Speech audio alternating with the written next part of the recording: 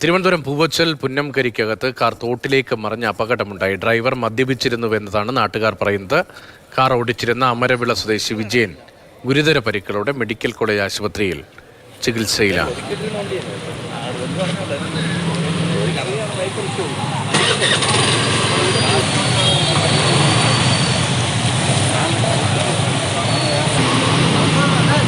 ഗോകുൽനാഥാണ് വിവരങ്ങളും വഹിച്ചിരുന്നത്. ഗോകുൽ, എപ്പോഴായിരുന്നു ഈ അപകടമുണ്ടായത്? ഇതിന്റെ ആരോഗ്യസ്ഥിതി എങ്ങനെയാണ്?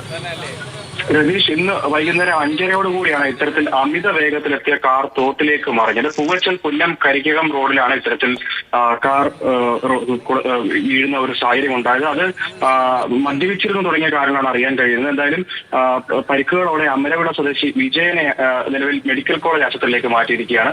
പ്രദേശവാസികളടക്കം പറയുന്നത് നിരന്തരമായി മദ്യപിച്ച് ഇത്തരത്തിൽ വാഹനം ഓടിച്ച് ഇതേ പ്രദേശത്തൂടെ ഇയാൾ പോകുന്നത് പലപ്പോഴായിട്ട് കണ്ടിട്ടുണ്ട് എന്നുള്ളതാണ്. അപ്പോൾ ഇത്തവണ വലിയ രീതിയിൽ മറ്റൊരു വാഹനം മുൻപിലേക്ക് വരുന്ന സാഹചര്യത്തിൽ ഒഴിഞ്ഞു മാറുന്ന ഒരു സാഹചര്യത്തിലാണ് ഇത്തരത്തിൽ തോട്ടിലേക്ക് വാഹനം പതിക്കുന്ന ഒരു സാഹചര്യം ഉണ്ടായത്. എന്തായാലും ഗുരുതര പരിക്കുകളോടെ തന്നെയാണ് ഇത്തരത്തിൽ വിജയനെ മെഡിക്കൽ കോളേജ് ആശുപത്രിയിലേക്ക് മാറ്റിയിട്ടുള്ളത്. നിലവിൽ അറിയാൻ കഴിയുന്നത് വിജയൻ ട്രഷറി ഉദ്യോഗസ്ഥനാണെന്ന് അടക്കമുള്ള കാര്യങ്ങളാണ്.